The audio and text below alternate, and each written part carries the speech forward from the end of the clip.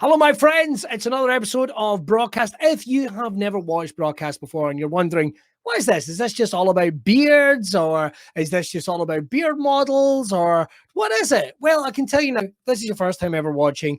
It's about talking to people from all walks of life. Yeah, we are a celebration of the Brawtherhood community, of which we invite you to join. Yes, it is produced by Braw Beard Oils, John and his team, and the amazing products they do, but we get to talk to people from all different walks of life. It's a lifestyle podcast. We get to talk to wrestlers, we get to talk to MMA fighters, we get to talk to comedians, actors, Limp Bizkit band members, DJs, ninjas, and so much more. So we'd like to bring you something a little different. This week, I'm really excited because we're going to talk to my pal, Scott Reid from Insane Championship Wrestling. Oh, it's your pal from ICW.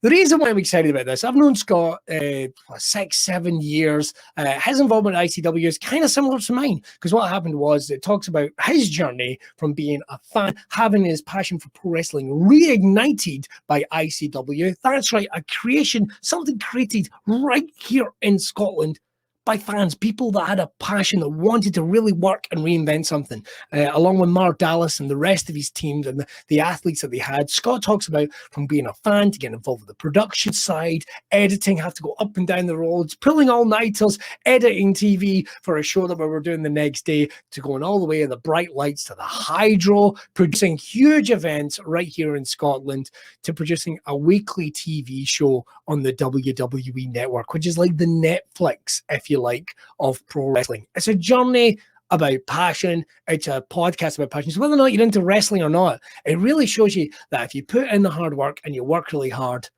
it just shows you what you can achieve. The Scott is there, being a senior producer, being one of the creative guys, along with Mark Dallas, of course, and Radio Lightning, producing this amazing TV show. It's huge. It's going to be amazing. Right, you want to check this out. Here it is. Scott Reid, Insane Championship Wrestling, Braw Cast. Don't forget to tag a friend, share it with a friend. You can check out all the archive as well. And this weekend, I should say, on the WWE Network, produced during lockdown, ICW Fight Club Bard. Every match takes place within the confines of a steel cage. That's pretty cool. And you can watch it on the WWE Network. This microphone's turned up way too loud. All right, Billy, take it away.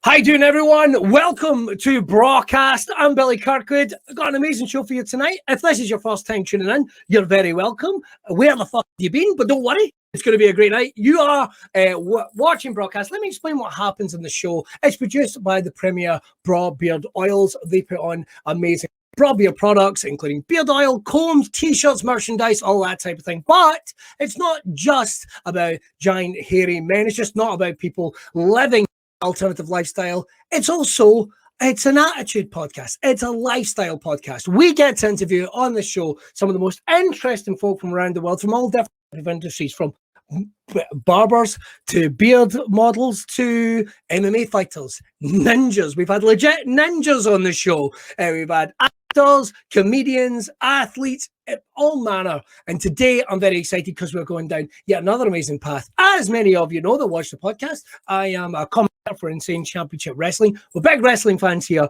on Braw Cast, and I'm excited to bring on not only a friend of mine, not only someone I work with in Insane Championship Wrestling, not only someone that can give their insights into their love of pro wrestling, the real life action movie, but also technically my boss. So, ladies and gentlemen, please would you welcome writer and producer for Insane Championship Wrestling. I'm excited to bring on Mr. Scott Reid as soon as I can ping it on. Hello, Scott. Yeah, how you doing? Was that a humble enough of an intro, or did I go way too big? I'm not sure. Oh, it's all right. It's all right. Maybe a wee bit bigger would have been nice, but I'll take it. Next time. Take two. Mate, thanks for coming on the show in this mental world that we're living in right now. I think we're all getting pretty fed up with people going, this is weird, isn't it? It's been a fucking year that we've been in this. How are you finding, how is your lockdown being, mate? And how are you finding it right now? Because you work in the creative world of pro wrestling as well, but obviously everything changed overnight. How have you found your lockdown? Like, personal side, I don't mind it too much. Like, I quite enjoy being in the house. I enjoy, like, I'm a big gamer and stuff like that, so I've got all my consoles. I can sit and play games and stuff like that. There's times where I just want to go to the pub so badly, but for the most part, I'm fine. But like, obviously, creatively, work-wise, it just took a mad 180, and we had to adapt as well as we could. But I mean, overall, it's been fine. I've not the worst time. You know, I mean, I've had a job that I can work on, so that's been fine. Well, that's it. I mean, I think I've almost completed Steam, to be honest. Like, anything comes up, I don't even care what it is. It could be any game, I own it straight away. But here we are, in the world of pro wrestling. I've got to ask, before we get into Insane Championship Wrestling, we said writer, producer. That covers so much of the work that you do in ICW, because if anyone's watching from creative industries, you know that when you go into these industries, you kind of end up having on like several different hats. Like, anyone that turns around and says they're just a comedian, or anyone that turns around and says they're just a painter, or anyone that says they're just, they just play the drums, that's crap, because you have to do so many different things. But in terms of what you do, producing, that is the kind of definition of you're in charge of making sure like everything that goes from idea to screen happens. How would you surmise some of the stuff you've got to do, man? Like, the job is never the same 2 days in a row.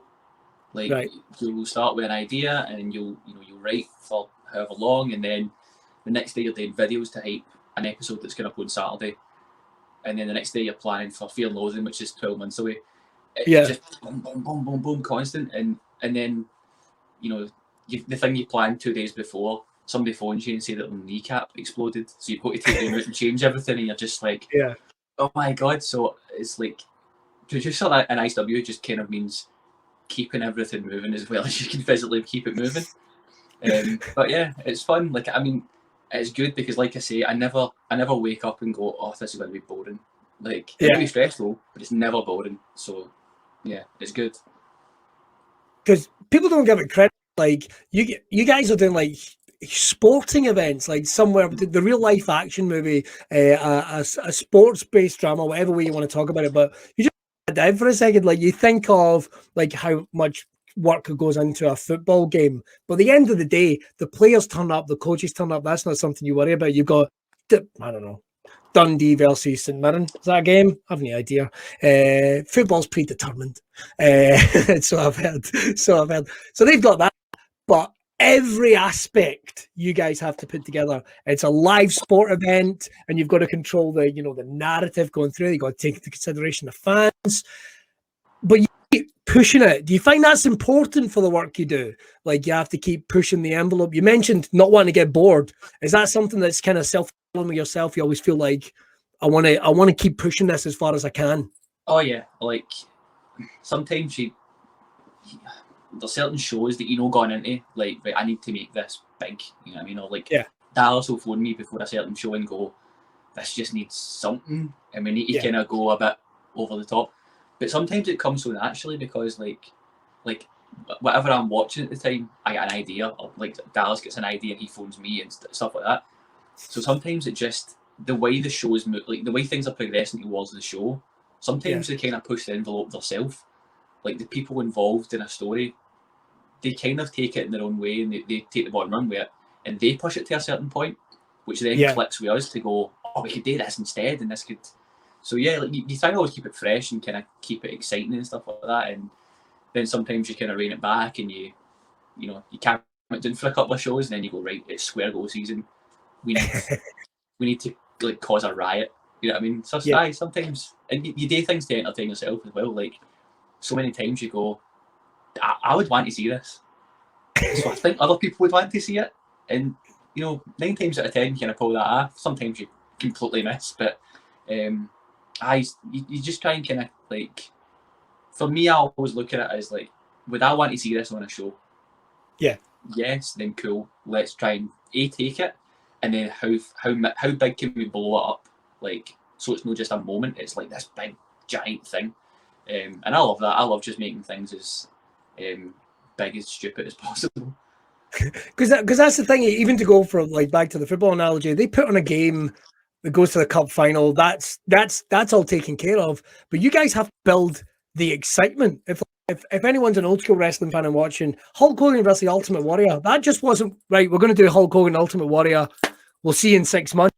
There's so much work that needs to go. Like, you guys are like making like a weekly episode of thing, telling that story. But realistically, at the same time, you're making like Lord of the Rings at the same time, because it just keeps spinning and spinning and spinning, going and going, and building that excitement. Sitting down and something, because as well as being producer, you're involved with the writing process as well, which I know brings in. I mean, I know that I've seen the many hats you've had on stage, running from person to person. Personally, I don't know how you could do it. My head would explode, and I have ADHD, so you would think I'd be all right with it. But bringing all these different elements together, like you say, it's not like they just get two wrestlers and that's it. You guys need to integrate bits of these wrestlers' personalities, give them stuff to do, so people are excited to see them. I mean, even in football, if you guys can get that, when you get a superstar player, he might be a superstar player because he's got charisma or he's talent and what have you. How did you find that, going from being a fan, which we all are, we all start off as fans, but how did you find that leap coming into the industries? Like, what was your leap into getting involved with pro wrestling? We all start off somewhere. Mine's was, I was a comedian, big wrestling fan with broadcasting experience, right time. That's how it worked for me. What was your journey in? Kind of the same, to be honest. Right place, right time. So I was always a wrestling fan. Again, wrestling fan, younger, fell away from it. Got Sky. We never had Sky for years, so I was watching like VHSs for the guy upstairs. Like, there was like a boy upstairs who was like 2 years older than us, so he would get the tapes and we would watch them with him. And then I kind of fell away. Then we got Sky, and I started watching. Oh God, Mania 23. Taker Batista was that Mania, so like that kind of run. Fell back in love with it, and then my first ICW show was the first garage show ever. So the first thing I ever saw. So the first thing I ever saw was Red Lightning versus Johnny Moss, and it was like Mossy. It was unannounced, and Mossy came out and just threw Rudo like for 15 minutes. And I was just, this is brilliant. And then the Buckies were it, and you know, it was Jess on BT Gunn, and BT came off the balcony just pissing blood, and I was just like, what am I watching? This is fucking bonkers. And just for that, I never missed a show. Like, I was at every show without fail, and then just right place, right time. I was on a night out, like a Thursday night or something, in the garage, and bumped into Dallas, and I was like, how you doing? I've been to your shows, they're a lot of fun. Got talking. And then there was the magazine, like the kind of fanzine that was starting for the shows. Right. And I got asked to be part of that. And I was actually going to say no to it. I was kind of like, I don't want it to take away from being a fan. Like, I want to just enjoy it as it is. But I spoke to Dallas, and he was like, listen, just give it a go. Like, I think it would be fun. And it just, that snowballed. And then Dallas is mental supportive at those stages. Like, he didn't know. I turned up to be like a ring announcer for a night. Like, that was how I was meant to do it, and it was like, hey, listen, we'd like you to do commentary. I don't know, I've never done commentary. Give it a go. You love it, don't you? Try. I mean, why would you not want to? Secretly, deep down inside, going like, I fucking love to do I'd love to do commentary. Despite the fact I'm not like, I kept thinking like, how would I do commentary? Like, as opposed to like, and I knew he wanted something different. Did you find that was the talk you meant, or was it just like the first step to kind of lure you in? Was that a challenge for you doing the likes of the fanzine? Yeah, because I didn't really. I'd never really written before. That wasn't where I came from. Like, I'd never ever done that before. So I was just kind of telling my version of what I enjoyed. Like, if I thought something was enjoyable for me, then I thought that most people were enjoying it at the show, so I'd write about it. And then just it kind of became this thing. Like, as things started getting bigger, jobs that Dallas would do, he kind of didn't have time to do because he was now dealing with 12 other things. So I just kind of took the ball with some of them. Like, when it came to hype videos, like Dallas used to make them, but then we get into feed and loading 7 at the Barras, and he just didn't have time. He was dealing with Italian TV deals and whatnot. So it was like, oh, bloody hell, yeah. So it's like, I'll just deal with some of these. And I learned that Premiere. I never edited in my life. I learned it on the job. Like, just had to learn it basically because the show was coming up, and that was it. And just so for anybody watching, just let me paint that scenario for you, right? You've never done any editing, you've never done any writing, you're now getting involved with, and people might laugh or what have you, but an international TV production, you're going to be involved with that side. These people in the industry that have trained that would be crapping at that idea. We're a big believer here on broadcast saying, like, try anything, go for it. Never let anybody tell you what you can and cannot do. That's probably like the prime example of that. Like, because hype videos, it's ironic because here we are in 2021, and I'm not saying I'm not blowing smoke, but I love the hype videos. Like, I almost don't want to see the hype videos before I do a show because as a fan, like, I've sat there at ringside getting ready to call a match, and I've watched the hype video. Like, I am so fucking ready to call this event. It's unbelievable. So what was bringing all those things? Like, someone turns around to you, you're a wrestling fan, so you know what you want. Do you find that's what you were trying to put into yourself, what you wanted, being honest to yourself, putting them into your work? Yeah, I think so. Like for me, like, I'll always love watching, like, to this day, if I watch like WrestleMania, see, I stick on WrestleMania 17. If I watch Raw Costing, I will rewind it just to watch that hype video first before I watch the match. It's one of the best. It's one of the best. Royal Rumble 2000, Triple H and Cactus Jack. I'll go back just before it and watch that hype video. I just love it. It adds to it. So I just kind of done what, like, I thought they looked like, basically. Like, this is what I like about them. I'll do that. And then some of them, like, were just completely, I'll just wing this and try it. But then, like the Grado and Drew one for SECC, like, I love it. So, like, that's a time where I kept watching it going, oh, I nailed that. That was good. I mean, that was bang on. I remember on the night in the venue, my parents who came to the show, and it's the first show they ever really came to. And I just wanted to go see them. And I was like, just because they were going to leave, my dad was like, listen, I've got to shoot. And I was like, listen, can you just be here for Grado's entrance? For God's sake, watch this thing. So I was out in the crowd talking to them, and that hype video played, and I watched it in the crowd, and I was like, oh, this is cool, man. Like, if I was a fan, I'd be standing here loving this, you know? Yeah. And then just wee things like that, but then when it came to the writing, I just happened to always be about, like, because you're in that environment, so I was always just kind of near the booking meetings and stuff like that, and not really putting in any ideas, but just being around and listening to why things happen and how they happen. And that was the biggest change for me, being a fan to being involved, was like understanding that sometimes it's okay for things to not go the way the fans want. So as a fan, you go, I'm raging because that happened, and it's now I realise, like, sometimes you need to make them raging. Sometimes you need to kind of piss them off to make them happy again. It's such a wild thing that you don't appreciate, like, when you're a fan growing up. Like, if anyone is thinking, I can't think of an example, let me kick one out for you. Ric Flair, Royal Rumble 1992. How angry was everyone when he lasted 60 minutes and became the WWF champion? But the run that set that title on, it changed pro wrestling. Like, Hulk Hogan wasn't the WWE champion anymore. It was a guy that was regular size. Flappy tits, but there is. So learning those lessons on the job, but not really, like you say, you're still with the editing. Because I remember when we did tours of ICW, the country, and we'll come back to that in a wee bit, because to go from being the guy that's on the night outs and enjoying it as a punter, going, this is great, to the journey that ICW took from international deals to touring all over the country, to being on the biggest pro wrestling sports network on the planet, with the WWE Network, and going, did you ever imagine that that's where these things would lead, just from sitting down writing that fanzine? Nah, not at all. Like, there's things that, you kind of get told, like, it's, Wolfgang always mentions it, it's like Dallas has got this way of saying things, like, this is going to happen. And there's a time period we all kind of went, cool, Dallas. But then it just kept happening. And it was like, right, okay. And then the next thing would happen. And then we ran the Hydro, and we done 6,500 people. And there comes a point where you just need to go, right, this is probably going to happen. It's probably going to happen.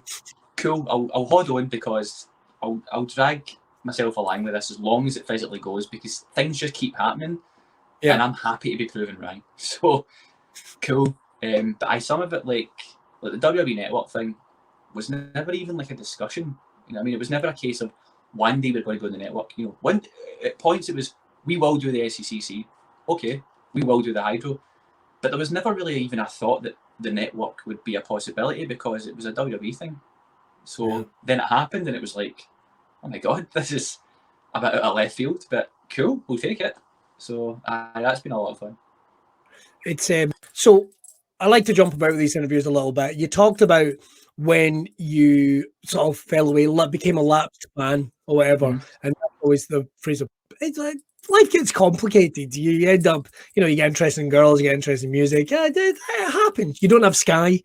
A big thing, certainly in the UK, and in a certain period when, really before YouTube was rocking and all these other ways, it was kind of hard to watch wrestling, particularly online. What was the era that you kind of fell away from wrestling, do you think? I'd say probably towards like year WrestleMania 19, like moving for that attitude into reckless, ruthless aggression kind of era.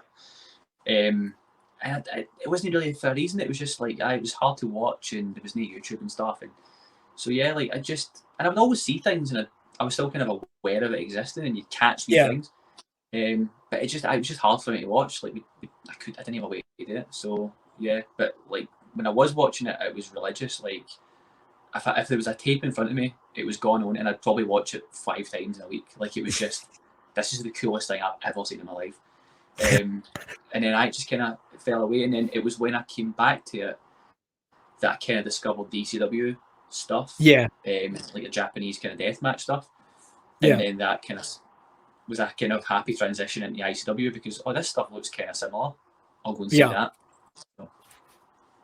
Because I wanted to talk to you about that, because obviously in those early days, not even early days, still today, ICW was compared with the Extreme Championship Wrestling, which, if you're watching this for the time, was, see if this sounds familiar to anyone, was a small operation in Philadelphia with some hardcore fans, a devoted roster that worked hard and got opportunities and got TV deals. If you're watching this, the parallels between ECW and ICW, to a point, were very similar. But it was an over 18s product? Well, it was an over 18s product, because that's the main difference when saying Championship Wrestling. If anyone's watching and they're thinking, well, pro wrestling, well, Big Daddy, what have you? Yeah, that's the stigma that British pro wrestling had against it for so long. I'm wanting to crap on the legacy. We all have such respect for the World of Sport days and what have you. But did you find when you were telling people I'm involved with a British wrestling company, that was still something people had, because they didn't even get the concept that it evolved and it had become like an over 18s product? Yeah, totally. Like to this day, like it's this kind of running joke. Like if I get in a taxi and somebody says to me, "Oh, are you off to?" I have to catch myself to not say my work, because then they'll go, "What do you do?" And I say wrestling, and they go, "Oh, I used to watch World of Sport," and just like, "Oh, I know, I've heard this." But even like I say in my family, like there was a good few years where like my dad especially could not process that this was a job. Like it was like, that's a lot of fun, and it's like, it is fun, but it's not what you remember. And then he came to Fear and Loathing at the SECC, and he just couldn't believe what he was watching. It was just like, this great show. Oh, I love it as well. And my brother, actually, that was his first show as well. But he was separate. He went with his mates, who was actually a fan. And he was texting me during the show. So like I'm backstage, and he's texting me in the middle, going, "Who's this guy? Who's she? Why is this happening?" And it was with the 6-man cage match, and you had the big bump through the 2 tables, and then it was back in the and Kieran texted me, and he was just like, "What am I watching?" And I was just like, "This is ICW, mate. This is what this is." It can so totally.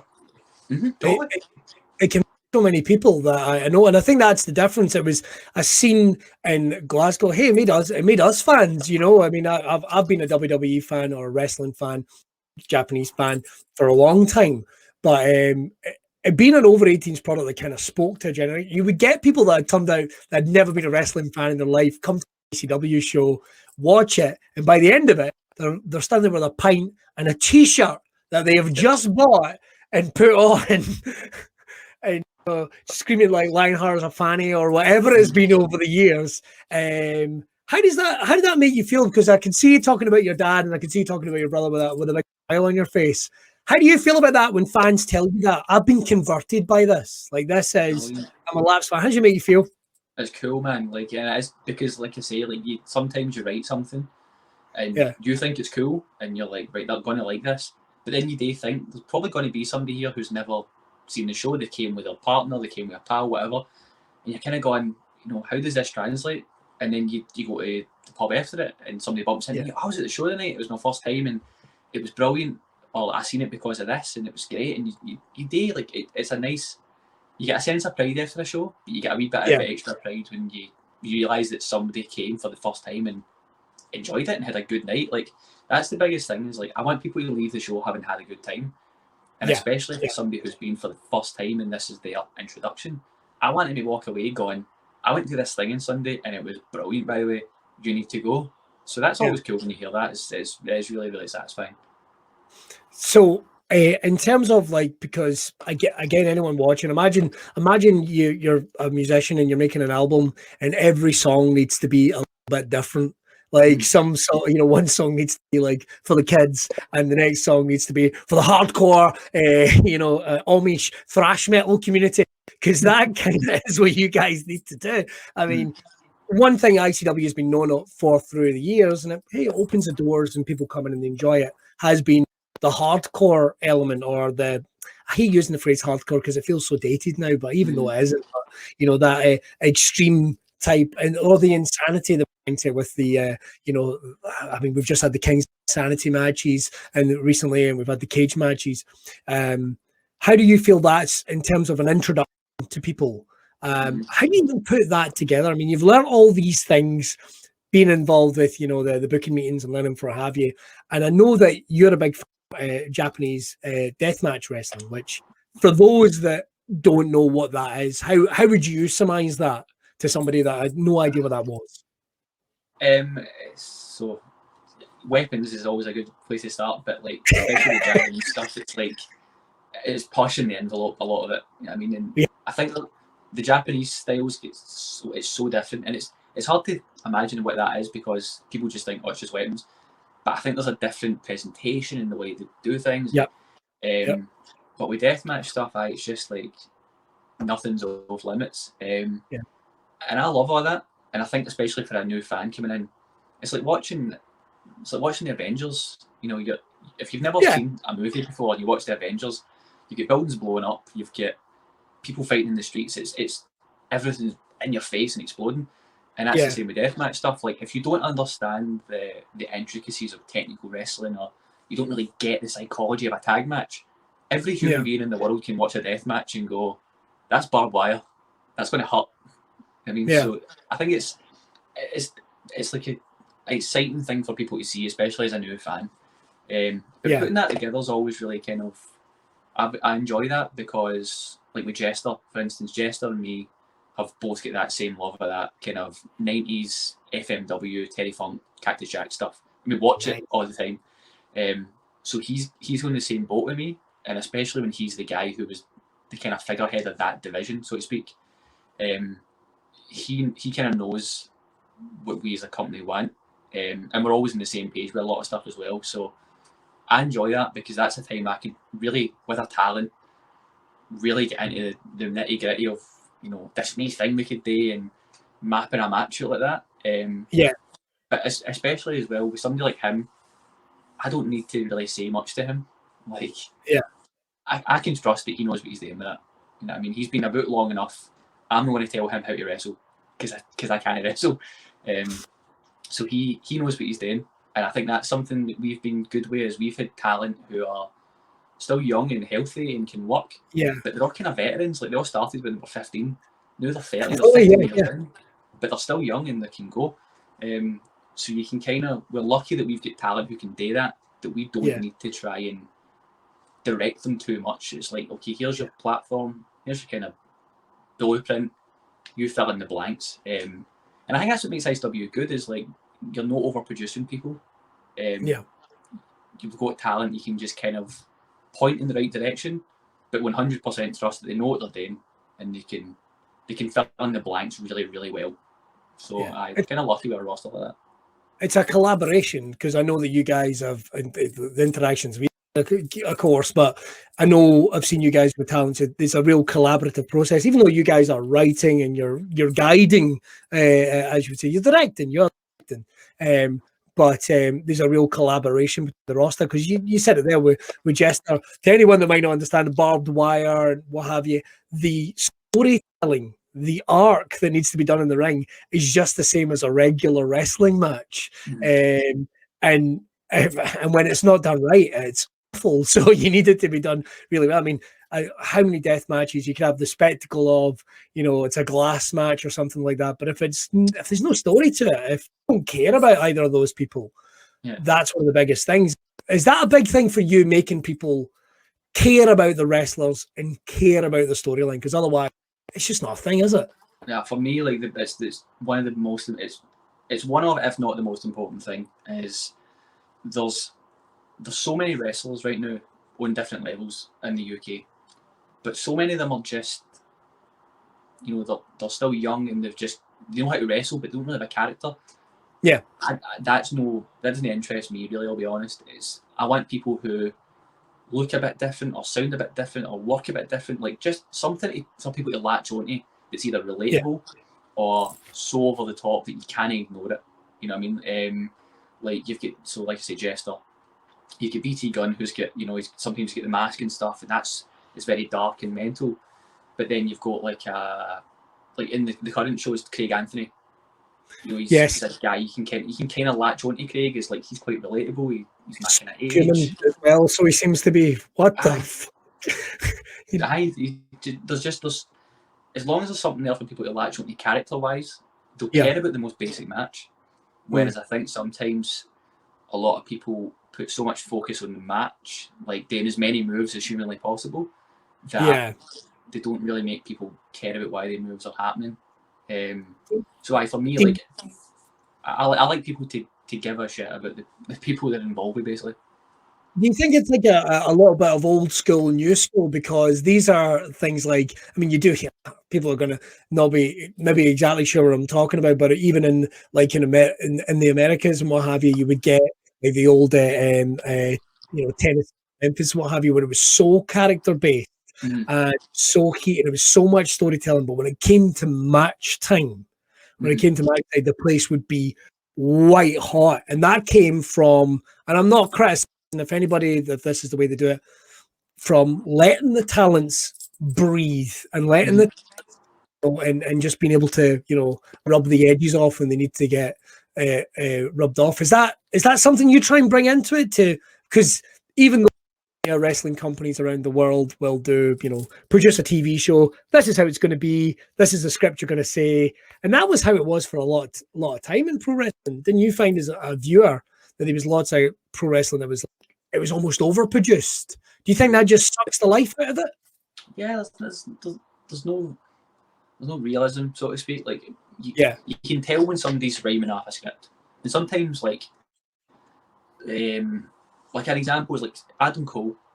Sometimes you can hear that Adam Cole has a script, but I think he's very, very good at reading the script, so he makes it work.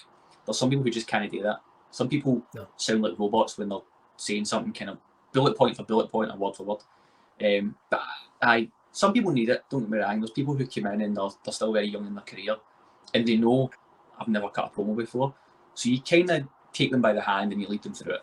But there's some people that, like people that in real life are very, you talk back and forth really well and are good storytellers, and then they panic about cutting a promo, and I'm going, you're funny as hell, like, or you're a very good storyteller. So you kind of just force them, like, listen, I'm giving you this one point, here's a microphone and go cut the promo.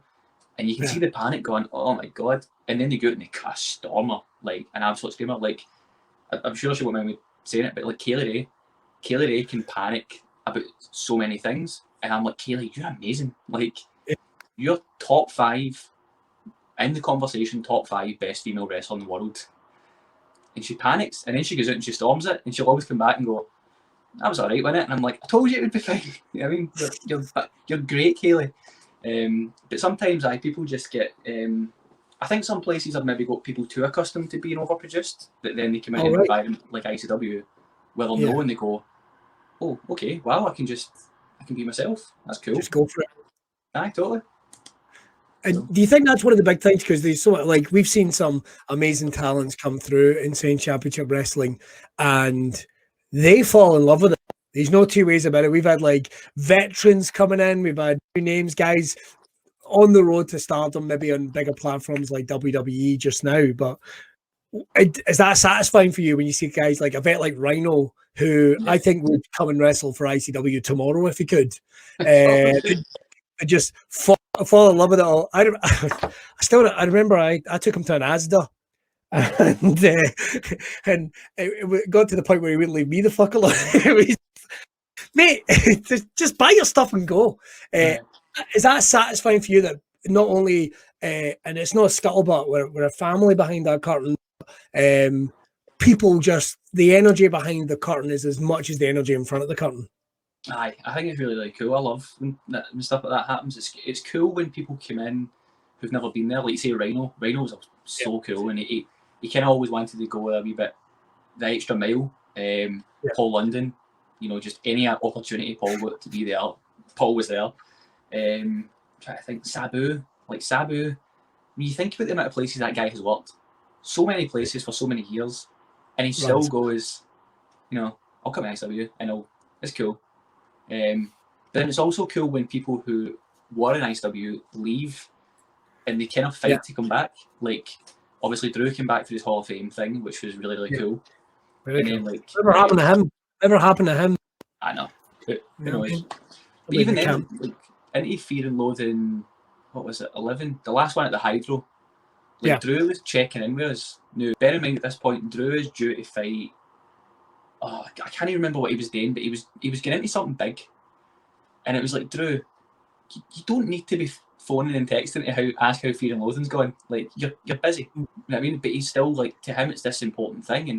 And then when Demo was here for the Hydro show, and he came back to the garage, like, and it was like no questions asked. He was like, by the way, I'm here. If you want to try something cool, I'm here. And it was like, this is a possibility. All right, let's send the email and see what happens. And sure enough, it was there, and he showed up.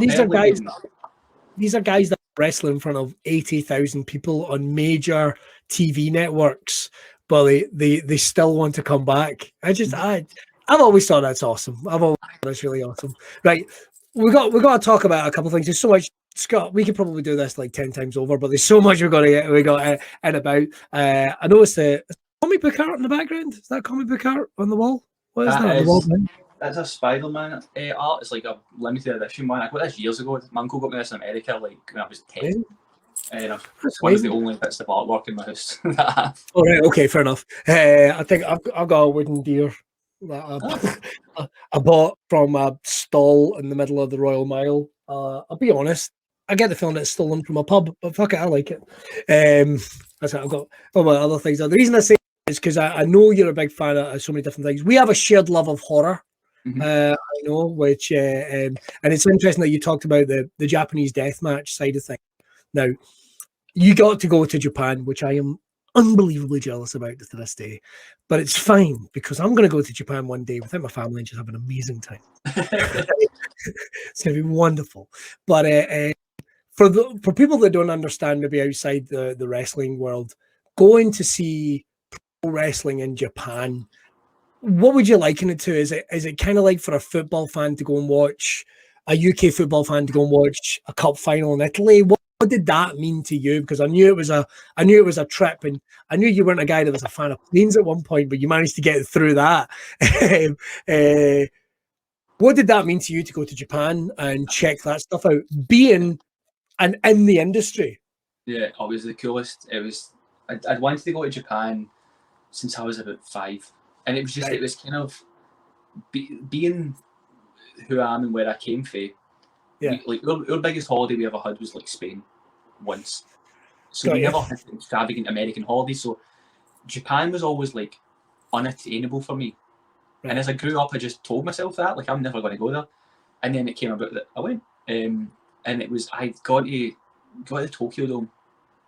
It was just so cool because the environment's different, the fan base is so different. Like, I went on the first day to pick up my tickets. They told you to get there early for your tickets, so I thought I'll go like 3 hours early. They really meant like 20 minutes early. Around the whole of the Tokyo Dome, there's like restaurants and there's stuff like that. It's Tokyo Dome City. So I go there and it is just wall-to-wall fans. And they're dressed up, like there's 20 people dressed up as Jushin Thunder Liger. There's a guy who was dressed as Naito, but both days I've seen him, he was wearing a different Naito outfit. So like he had the gear on one day, then he had like the suit and the fur jacket the next day. And I was like, you're committed, mate.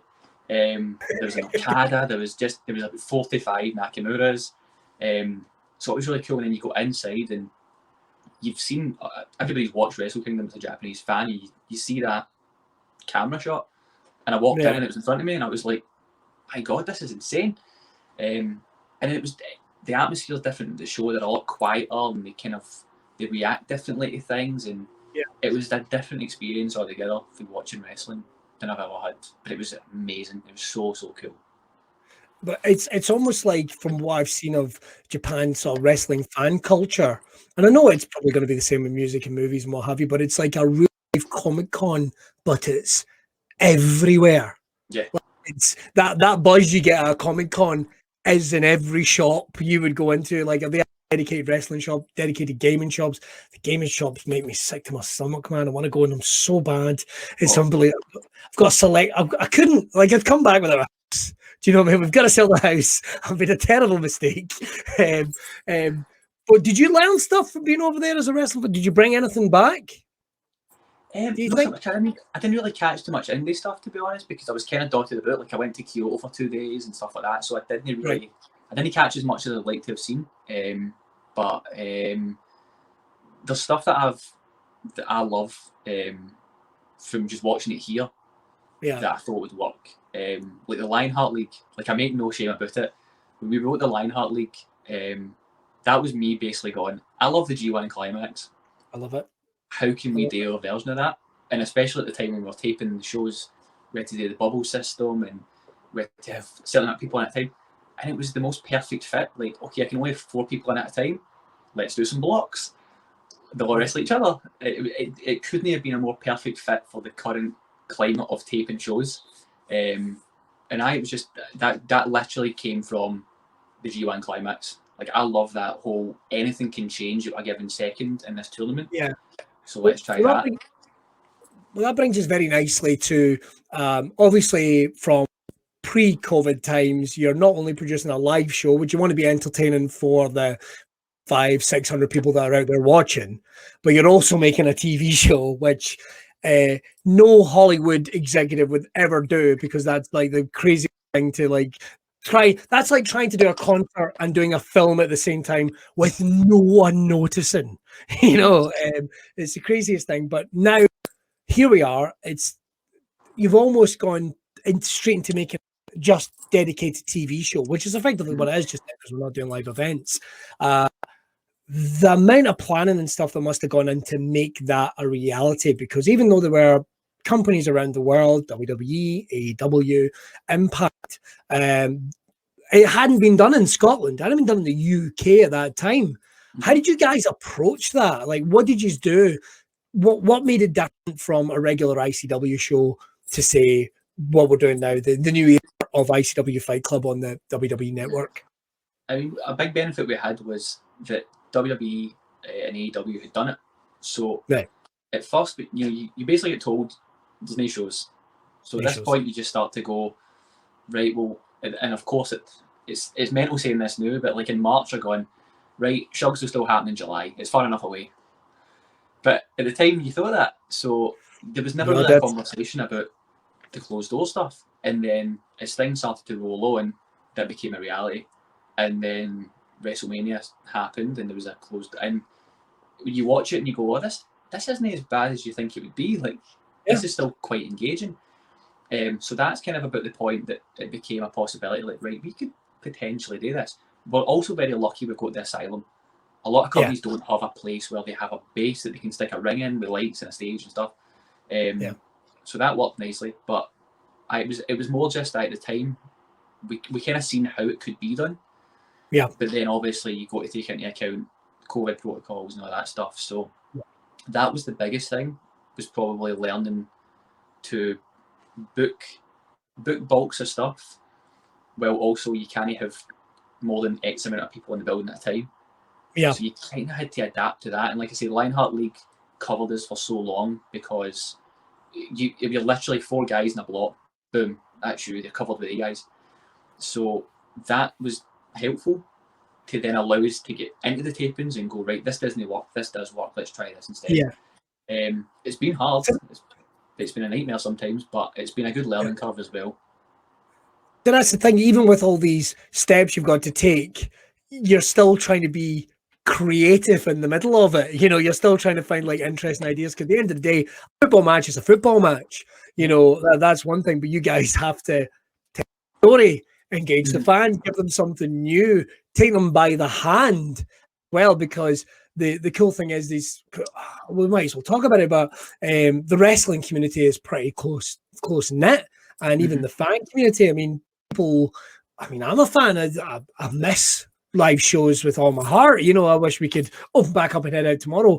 And when we first went into lockdown, and I know you saw because you helped produce ICW Lockdown, the show we did where we were interviewing fans, the outpouring of support when ICW, when you guys brought out the new Lockdown show, I beg your pardon, the Fight Club show, unbelievable. Like, fans were so excited that it came back. How did you feel about that? Was that gratifying for you?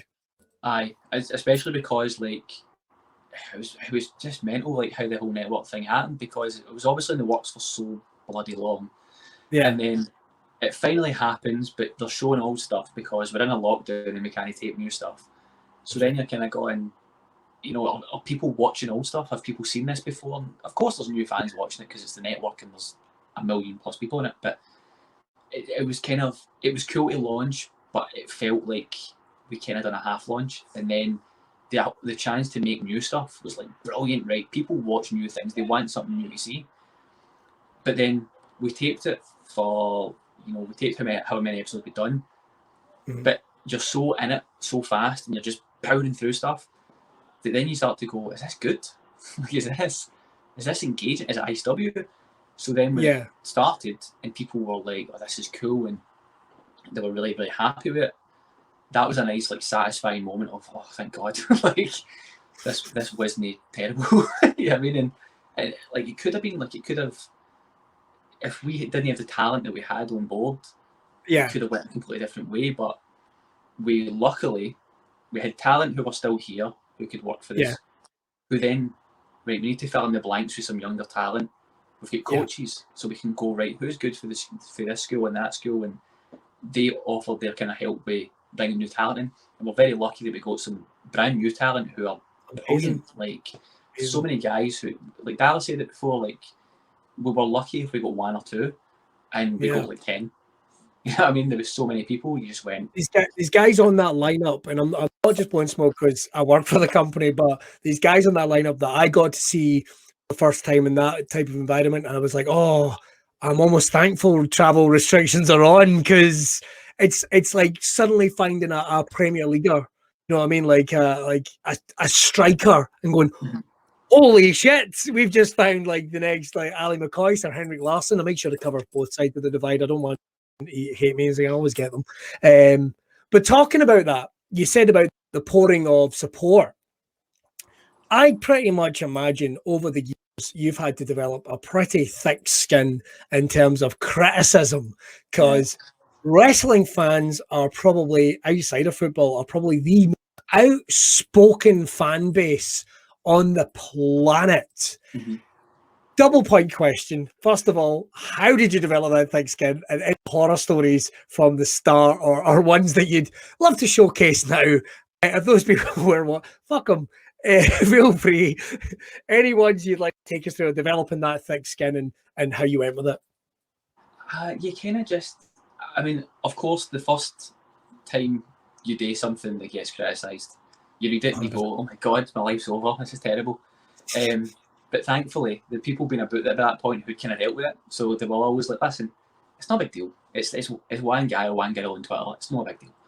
But then as things started moving on, you kind of just have to deal with it, because for every 10 comments that are good, there's one that's bad. And you will focus on the bad one. That's just going to happen. But like, it's my favourite bit of advice I've ever been given was Coach Phip. Oh, yeah? Told me one day at a show, he just went, you're never going to keep everybody happy. No. So just, if what you're doing feels right to you, do it.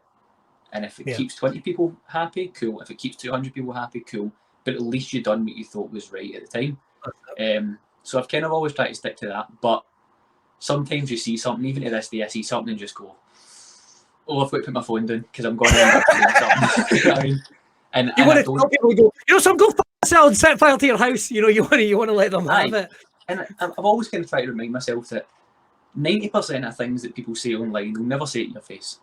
So I'll live, you know what I mean? But and I also don't mind if I did. That's my worry. If I say something, I'm going to say something.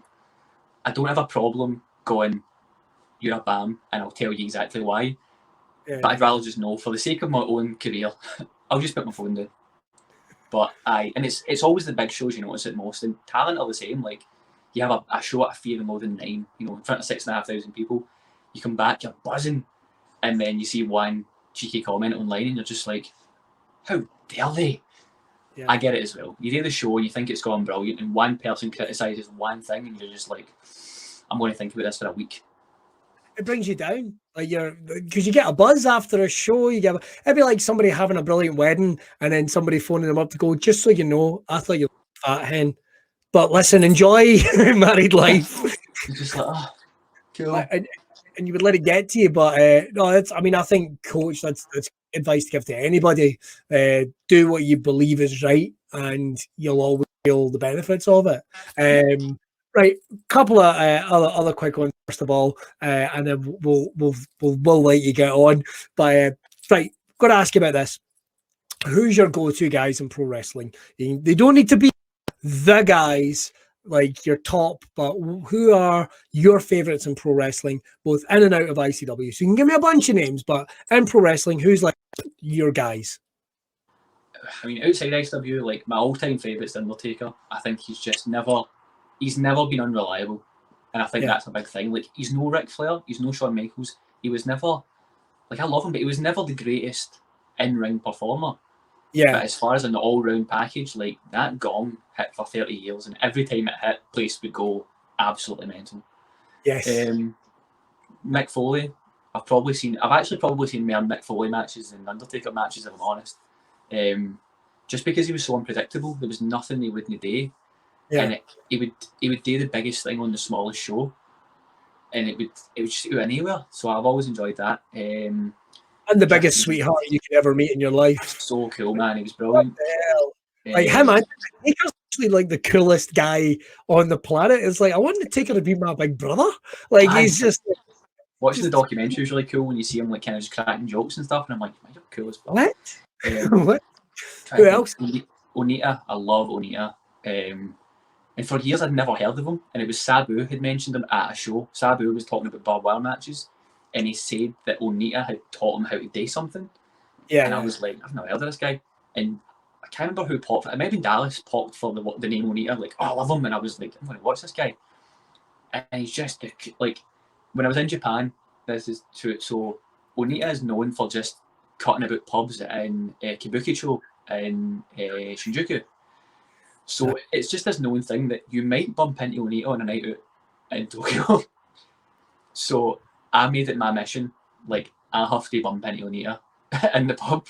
I never did, but I'm going to go back, and I'm just going to walk around pubs and try and find Onita somewhere. Because he's just so cool. The people who don't understand who Onita is, at one point, it was such a weird thing to surmise his career. He was a sort of mid-card wrestler, not really, particularly flashy, what have you, but charisma about, reinventing himself. I did tape trading with Finlay Martin from the Power Slam magazine. That's to see my first ever Onita matches. He ran his company called Frontier Martial Arts, if I remember. Frontier Martial Wrestling? Yeah. FMW. So it would have been something along those lines. So deathmatch wrestling, explosive barbed wire, pool matches, everything you can think of. Doing all these death matches. Oh, by the way, he was also a member of the Japanese Senate. People forget that. Like, it's it's a thing in Japan. Like, we've had some wrestlers go into politics, maybe in the United States. Maybe it's going to happen here. I've fucking no idea. They'll probably do a better job. But becoming this hardcore icon, but as well as like a pop culture icon as well. Mad as a bag of tits. There's no two ways about it. But just if you get a chance, Google right now Onita Japanese wrestling and enjoy. If you ever need to see the coolest entrance in the world, oh my God! Onita walking into the Tokyo Dome, and he was the garbage wrestler, so they're literally throwing garbage on him, and he's just walking down, and he's smoking a fag, and he sits down and just like pours a pint out of his head, and you're just like, you're the coolest human being on earth right now. I love everything about it. So him. But that's not a meme. Why that is not a meme? Like he's a real life fucking rock star in that moment. Like the Rolling Stones, like all the biggest things would look at that and go, "That is fucking cool." Right? That is fucking cool. And I know shit on pro wrestling. We know exactly what pro wrestling is. Just so if you ever want to give pro wrestling a hard time, just so you're aware. In Die Hard, Bruce Willis isn't really jumping off the top of the building, but these guys are jumping off the top rope. Shut the fuck up, right? Just to be clear. So, who's the guys we're looking out for in Britain? I mean, obviously you're going to be in Europe, we should say, because ICW is the most successful European pro wrestling company. I think we can still claim that. In this era. Who's your guys to look out for on the British scene? Let's say ICW. If you were coming into ICW, give me a match that people should watch, and who's the guys that they should look out for the future? For the future, I'd definitely say like Kez Evans is, in my opinion, once the UK notices how good Kez is at his job, I don't want to get too into the details of it, but like once they see how good he is at his job, he'll be everywhere because he gets his role in the company, he gets his role on the show. He's very, very good. Leighton Buzzard is obviously just pissing charisma all the time. Ridiculous. Brilliant. He's brilliant. Angel Hayes, the first time I seen Angel, I just went, "You're Kaylee Ray and Noam Dar rolled into one." Just brilliant. The Purge are like my favourite tag team. They've been like my kind of boys, so to speak, since day one, because they've got a cool look, and one of them looks like a legit serial killer, and one's this brilliant wrestler, and I love that dynamic. I've always loved the kind of like brawler. Like one's a brawler and one's like a kind of like your kind of agile, high flying wrestler. I've always liked the dynamic in tag team, so them. But then your more experienced guys, even then, like Stevie Boy. Stevie Boy should be a superstar. End of story. He should be on a worldwide stage. The moment he walks through a curtain, he just looks brilliant. He can walk up. Stevie's just going at BT Gunn, phenomenal. Jester should be in Japan, chasing people with a corkscrew through a crowd. He's brilliant. I'm trying to think who else. I mean, there's people who are obviously signed now who I don't even think they get like Wolfgang. Wolfgang's. I wish I could do anything as well as Wolfgang wrestles. He's phenomenal. You know what I mean? Anything. And he loves it. I think that comes through with a lot of people. Is like he clearly loves wrestling. That. Do you think that there's always been a little frustration? I mean, we are a Scottish product, but I'd say we're an international show. I would say we're from Scotland, but we're not defined by being Scottish. If that makes any sense, anybody can watch pro wrestling. I think it'll be something that we'll be breaking through with, because the WWE Network is a huge deal. People are watching. I'm getting messages from, and I'm just the commentator, but I'm getting messages from people on the other side of the world saying, "You're my favorite commentator. BT Gunn's my favorite wrestler. I love Jack Jester. Where's his OnlyFans?" All this type of stuff, right? But people are really getting on board. Do you hope to see ICW?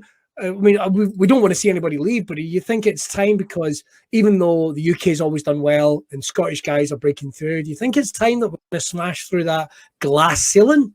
Yeah, the thing is, it's weird. Is I feel like it's harder for us to smash through the glass ceiling, so to speak, in the UK, I think Americans actually take to Scotland a lot better than like England does. I agree. They've got this thing, they just like it. And whereas I think when in the UK, England's so big compared to Scotland, and there's 112 promotions in England with all these wrestlers in them. I think they kind of don't sometimes often look at Scotland. But then when you look at NXT UK, like I would argue that the most prominent talent on that are the Scottish talent. 100%. Joe, Mark, Wolfie, Kaylee, Viper, Isla Dawn. Like there's all these people who are doing good stuff who, you know, were maybe no the kind of hand-picked ones to be in that role originally, but just by the strength of their talent, they've kind of like pushed the door out the way and went, nah, I'm doing this, you know what I mean? I think that the Scottish talent is so good. And like I say, they're still young, but they're veterans who have got this world experience, that are still healthy, and they've still got 10, 15 years ahead of them. Right. So I think that's a big thing, is like just the strength of the Scottish talent. It's going to come to a point people can't notice it. Yeah, exactly. It's what's it. Do all you can till they can't ignore you, and that's it. We've managed to get on the thing. Well, Scott, I've only got a couple of questions left. A couple of quick ones. First of all, we're both big fans of horror movies. What is your favourite go-tos, or what's the ones you found? There's a couple I've found myself rewatching during lockdown, which is odd. I will watch Dream Warriors which is not. It's probably not like the most gory, ridiculous, but it is legit one of my favorite horror films I've ever seen. It's just fantastic. What's a couple of yours? I probably have watched Dream Warriors a few times, because that was just like everything Nightmare on Elm Street should have been in the first movie. Dream Warriors just went, no, this is it. It's the dreams and stuff. So cool. I think The Exorcist is about as close to a perfect movie as you can get. Wow. And I don't even think it's my favourite movie. I just think as far as a movie doing what it's supposed to have done, I think The Exorcist pretty much nailed it. Halloween is probably my favourite horror film ever. But the Halloween, the new one? I love it. I love it so much. I've watched it so many times, and I think the arc in that, like Jamie Lee Curtis's character with the PTSD and stuff, it just tells a whole new story. Trying to think, the Evil Dead remake, I love, and I'm not a big fan of the first Evil Dead. Evil Dead 2, I love. First one, I didn't blow my socks off. I get that. The new one, like the new Evil Dead was Japanese deathmatch wrestling. It was like, let's just make everything as big and bold as humanly possible and shock people. Brilliant, so good. But I mean, I could list. You can just keep rallying. Maybe that's another podcast for another time. We'll do a horror special at some point, and we'll totally get you back for that. What's next? What's coming up? Because here we are, we're on the cusp of people talking about things opening. Obviously, ICW Fight Club is doing great on the WWE Network. You guys have got to go and check that out wherever you are.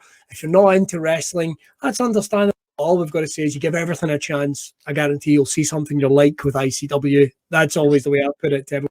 Something for everyone. Go and check it out. You're going to enjoy it. What's coming up, Scott? I know you're busy. I know you're about to go into a busy period, but what have you got coming up?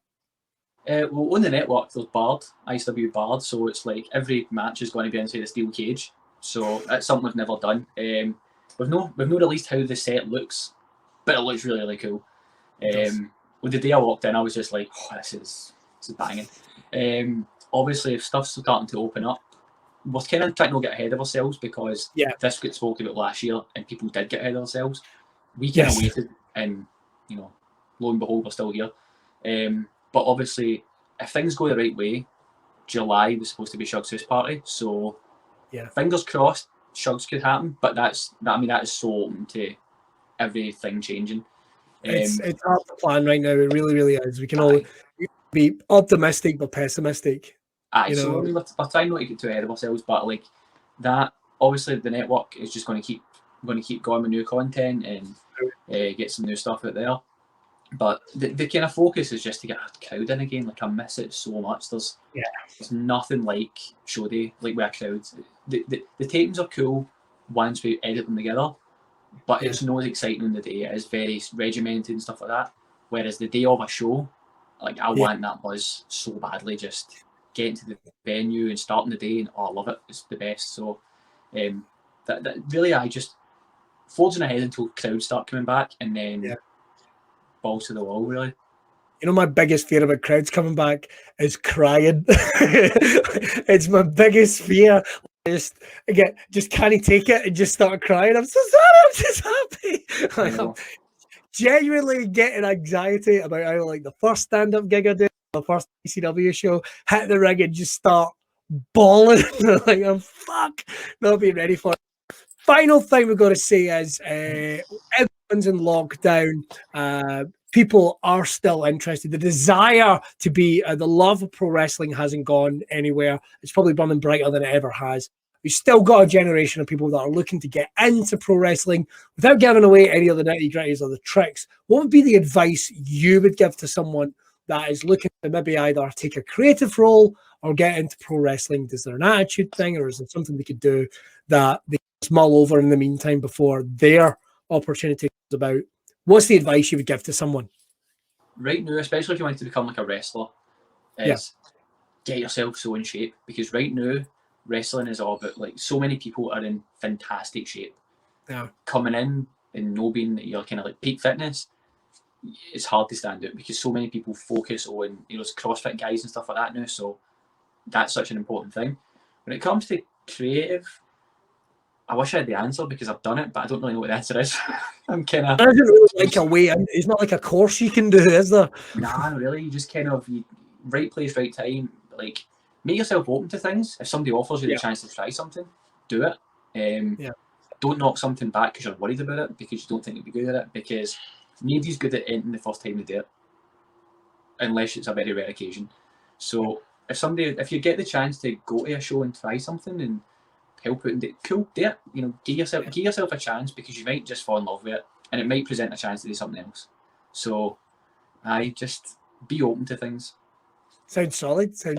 Right, Scott, it's been amazing. To tell you what I'm going to do, I'm going to pop you in the green room and I'm going to finish off the show. Everyone where we are, make sure to check out Scott. He's on Instagram, he's on Twitter as well. Not only does he talk a lot about his love of pro wrestling on there, love of horror movies, but some insights as well every now and then, and it's just like, oh Jesus, not ready for that. Everyone put up for the amazing Scott Reid. Thank you very much. Right. Awesome. We're going to talk to writer producer Scott Reid tonight. Make sure to check out everything going on with Insane Championship Wrestling as well. We bring you something a little different every bloody week here on Braw Cast. Hope you enjoyed the show. If you'd like to show your appreciation, make sure to follow us on YouTube. Subscribe to the podcast, the audio podcast, which you can listen to absolutely anywhere. But head over to the Braw Beard YouTube page. We're now well over 1,000 subscribers. Might not be much. We're not the biggest, but we're building up a Braw Beard army, and we've got some really interesting guests as well coming up. We've got more musicians, more athletes, BDSM ninjas. Didn't make it up. BDSM ninja coming up. You can watch out for that. It's going to be an interesting one. And of course, head over to Braw Beards, grab yourself some beer oil, or grab yourself some t-shirts. They are the coolest you could probably get out there, some of the most amazing stuff, and make sure to follow them on social media as well. Grab stuff for a pal. Everybody likes getting a cool t-shirt or a hoodie or a hat or all that type of thing. We're going to be back next week on Braw Cast. Make sure to tune in 8 o'clock Thursday nights. Now here's the point: can I look at the video without actually looking at the video? Can I do it? If I could play, oh my god, I think I'm going to do it. See you next week on Braw Cast. Bye.